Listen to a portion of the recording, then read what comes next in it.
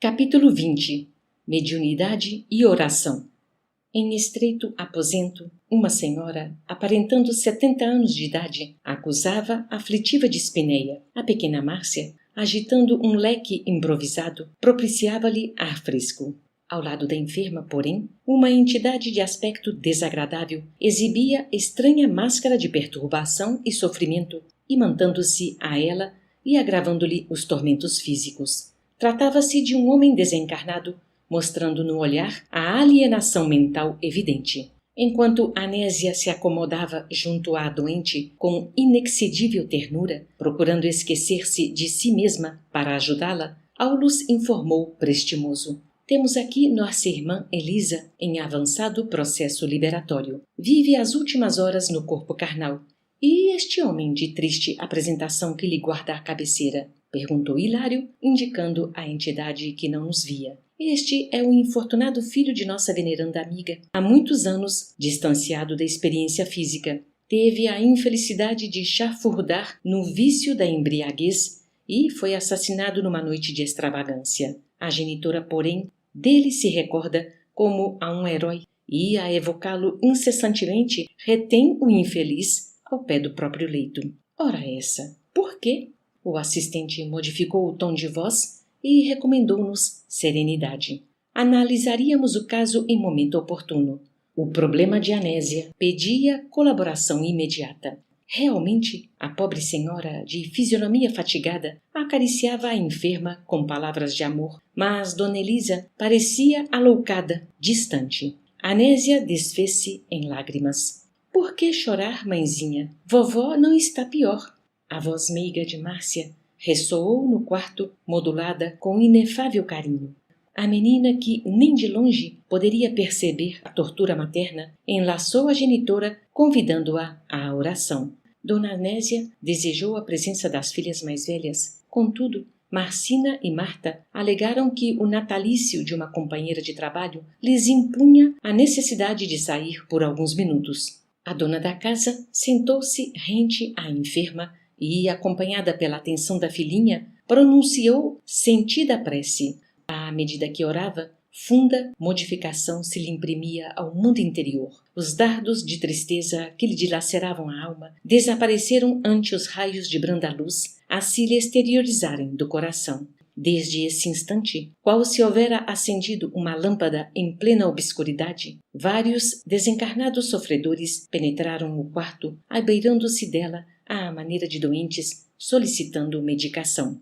Nenhum deles nos assinalava a presença e, diante da nossa curiosidade silenciosa, Aulus aclarou: "São companheiros que trazem ainda a mente em teor vibratório idêntico ao da existência na carne. Na fase em que estagiam, mais depressa se ajustam com o auxílio dos encarnados, em cuja faixa de impressões ainda respiram. Quantos se encontram em semelhante estado, dentro do raio de ação das preces de nossa amiga, recebem o toque de espiritualidade que emana do serviço dessa natureza e, quando sensíveis ao bem ou sedentos de renovação interior, dão-se pressa em responder ao apelo de elevação que os visita, aderindo à oração, de cujo sublime poder recolhem esclarecimento e consolo, amparo e benefício.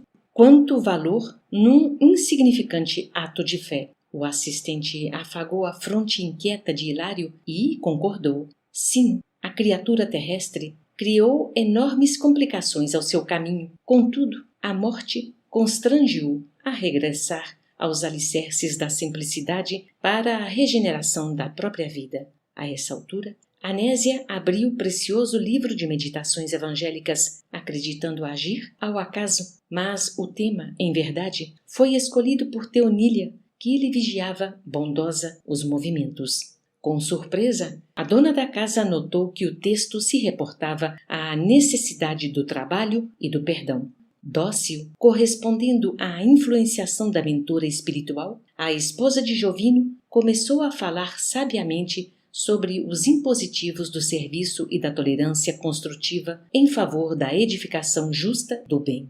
A voz dela, fluente e suave, transmitia, sem que ela mesma percebesse, o pensamento de Teonília, que com isso buscava socorrer-lhe o coração atormentado. Numa pausa mais longa, Márcia reparou com inteligência. Continue, mãezinha, continue. Tenho a ideia de que nos achamos à frente de enorme multidão. E, sem refletir que estava pregando, acima de tudo, para si mesma, Anésia adiantou. Sim, minha filha, estamos sozinhas porque a vovó, fatigada, não nos ouve. Isso, porém, é só na aparência. Muitos irmãos desencarnados, de certo, permanecem aqui conosco e acompanham nosso culto de oração. E prosseguiu nos comentários que efetivamente acendiam novo ânimo nas almas presentes, ávidas de luz, tanto quanto sequiosas de paz e refazimento. Terminada a tarefa, Márcia despediu-se da mãezinha com um beijo. O serviço escolar da manhã exigia o repouso mais cedo. Depois de afetuosas recomendações à menina, viu-se Anésia a sós com a genitora semi-inconsciente. Acariciou-lhe o rosto pergaminhado e pálido, acomodou-lhe a cabeça suarenta nos travesseiros e estirou-se ao lado dela como que procurando pensar. Aulus fez significativo gesto a Teonília e exclamou: Este é o momento exato. Cuidadosamente, começaram ambos a aplicar-lhe passes sobre a cabeça, concentrando energia magnética ao longo das células corticais. Anésia viu-se presa de branda hipnose que ela própria atribuía ao cansaço e não relutou. Em breves instantes, deixava o corpo denso na prostração do sono, vindo ao nosso encontro em desdobramento quase natural. Não parecia, contudo, tão consciente em nosso plano quanto seria de desejar. Centralizada no afeto ao marido, Jovino constituía-lhe obcecante preocupação. Reconheceu Teonília e Aulus por benfeitores e lançou-nos significativo olhar de simpatia. No entanto, mostrava-se atordoada. Queria ver o esposo, ouvir o esposo. O assistente deliberou satisfazê-la. Amparada pelos braços da admirável amiga, tomou a direção que lhe pareceu acertada, como quem possuía de antemão todos os dados necessários à localização do marido. Aulus, conosco, explicou que as almas, quando associadas entre si, vivem ligadas uma às outras pela emanação magnética, superando obstáculos e distâncias. Em vasto salão de um clube noturno, surpreendemos Jovino e a mulher que se fizera nossa conhecida nos fenômenos telepáticos, integrando um grupo alegre em atitudes de profunda intimidade afetiva. Rodeando o conjunto, diversas entidades estranhas para nós formavam vicioso círculo de vampiros que não nos registraram a presença. O anedotário menos edificante prendia as atenções. Ao defrontar o companheiro na posição em que se achava, Anésia desferiu doloroso grito e caiu em pranto. Seguida por nós, recuou ferida de aflição e assombro, e tão logo nos vimos na via pública, bafejados pelo ar leve da noite, o assistente abraçou-a paternal, notando-a mais senhora de si, embora o sofrimento lhe transfigurasse o rosto, falou-lhe com extremado carinho. Minha irmã, recomponha-se. Você orou pedindo assistência espiritual e aqui estamos, trazendo-lhe solidariedade. Reanime-se, não perca a esperança. Esperança? Clamou a pobre criatura em lágrimas. Fui traída, miseravelmente traída. E o entendimento entre os dois prosseguiu comovente e expressivo. Traída por quem? Por meu esposo, que falhou aos compromissos do casamento. Mas você admite porventura que o casamento seja uma simples excursão no jardim da carne? Supôs que o matrimônio terrestre fosse apenas a música da ilusão a eternizar-se no tempo? Minha amiga, o lar é uma escola em que as almas se reaproximam para o serviço da própria regeneração, com vistas ao aprimoramento que nos cabe apresentar de futuro. Você ignora que no educandário há professores e alunos? Desconhece que os melhores devem ajudar aos menos bons?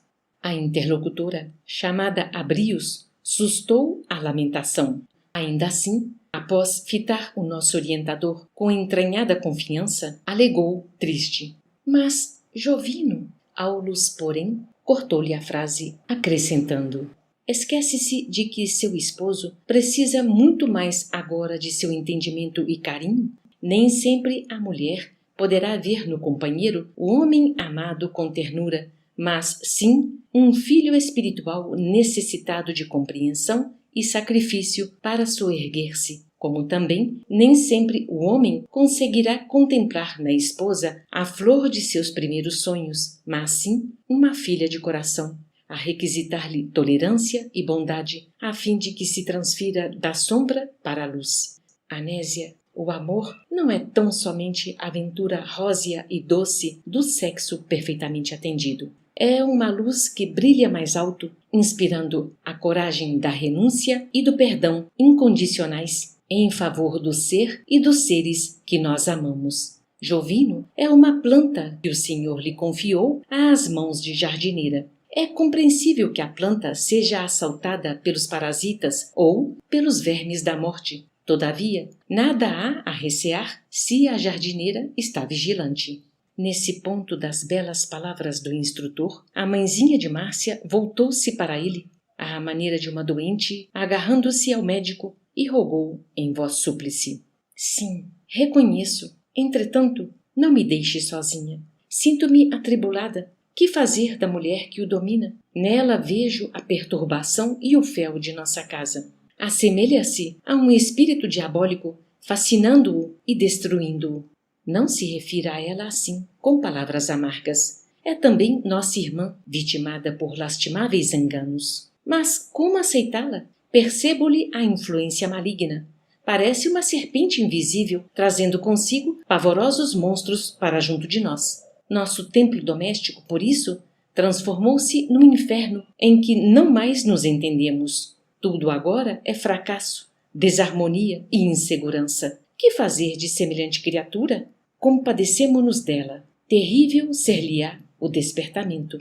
Compaixão? E que outra melhor represália senão essa? Não seria mais justo situá-la na reparação dos próprios erros? Não seria mais certo relegá-la ao lugar escuro que merece? Aulus, porém, tomou-lhe a destra inquieta e esclareceu: Abstenhamo-nos de julgar. Consoante a lição do mestre que hoje abraçamos, o amor deve ser nossa única atitude para com os adversários. A vingança, Anésia, é a alma da magia negra. Mal por mal significa o eclipse absoluto da razão. E, sob o império da sombra, que poderemos aguardar senão a cegueira e a morte? Por mais aflitiva que lhe seja a lembrança dessa mulher, recorde-a em suas preces e em suas meditações, por irmã necessitada de nossa assistência fraterna. Ainda não readquirimos nossa memória integral do passado e nem sabemos o que nos ocorrerá no futuro. Quem terá sido ela no pretérito? Alguém que ajudamos ou ferimos? Quem será para nós no porvir? Nossa mãe ou nossa filha? Não condene. O ódio é como o incêndio que tudo consome, mas o amor sabe como apagar o fogo e reconstruir. Segundo a lei, o bem neutraliza o mal, que se transforma por fim em servidor do próprio bem. Ainda que tudo pareça conspirar contra a sua felicidade, ame e ajude sempre, porque o tempo se incumbirá de expulsar as trevas que nos visitam à medida que se nos aumente o mérito moral. Anésia, assemelhando-se a uma criança resignada, pousou no benfeitor os olhos límpidos como a prometer-lhe obediência, e Aulus, afagando-a, recomendou: volte ao lar e use a humildade e o perdão, o trabalho e a prece, a bondade e o silêncio na defesa de sua segurança.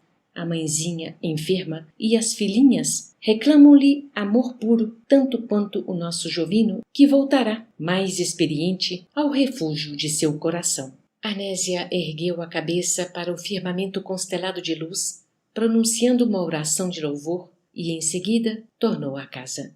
Vimo-la despertar no corpo carnal, de alma renovada, quase feliz. Enxugou as lágrimas que lhe banhavam o rosto e tentou ansiosamente recordar, ponto a ponto, a entrevista que tivera conosco.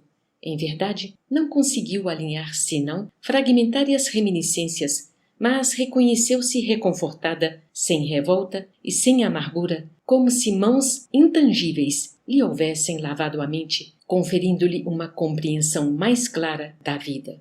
Recordou o Jovino e a mulher que o hipnotizava compadecidamente como pessoas a lhe exigirem tolerância e piedade. Profundo entendimento brotava-lhe agora do espírito. A compreensão da irmã superara o desequilíbrio da mulher e pensava que lhe adiantaria a revolta ou o desânimo quando lhe competia a defesa do lar. Fazendo justiça com as próprias mãos, não prejudicaria aqueles que lhe constituíam a riqueza do coração? Em qualquer parte, o escândalo é a ruína da felicidade. Não devia render graças a Deus por sentir-se na condição da esposa digna? Sim, de certo, a pobre criatura que lhe perturbava o marido não havia acordado ainda para a responsabilidade e para o discernimento. Necessitava, pois, de compaixão e de amparo, ao invés de crítica e azedume. Consolada e satisfeita, passou à medicação da genitora. Hilário, admirado, exaltou os méritos da oração, ao que Aulus enunciou. Em todos os processos de nosso intercâmbio com os encarnados, desde a mediunidade torturada à mediunidade gloriosa, a prece é a abençoada luz, assimilando correntes superiores de força mental que nos auxiliam no resgate ou na ascensão. Indicando a dona da casa, agora em serviço no aposento, meu colega observou. Vemos então em nossa amiga preciosa mediunidade a desenvolver-se. Como acontece a milhões de pessoas, disse o orientador, ela detém consigo recursos medianímicos apreciáveis que podem ser inclinados para o bem ou para o mal, competindo-lhe a obrigação de construir dentro de si mesma a fortaleza de conhecimento e vigilância, na qual possa desfrutar em pensamento as companhias espirituais que mais lhe convenham à felicidade. E, pela prece, busca solução para os enigmas que lhe flagelam a existência. Aulus sorriu e ajuntou. Encontramos aqui precioso ensinamento acerca da oração. Anésia, mobilizando-a, não conseguiu modificar os fatos em si, mas logrou modificar a si mesma. As dificuldades presentes não se alteraram. Jovino continua em perigo. A casa prossegue ameaçada em seus alicerces morais. A velhinha doente aproxima-se da morte. Entretanto, nossa irmã recolheu o expressivo coeficiente de energias para aceitar as provações que lhe cabem, vencendo-as com paciência e valor. E um espírito transformado, naturalmente, transforma as situações. O assistente, contudo, interrompeu-se e lembrou-nos o horário de volta. Por solicitação de Teonília, examinou a doente e concluiu que a desencarnação de Dona Elisa estava próxima. Externei o desejo de analisar-lhe o campo orgânico. Todavia, o instrutor recordou-nos a hora avançada e prometeu voltar conosco em tarefa de assistência à velhinha na próxima noite.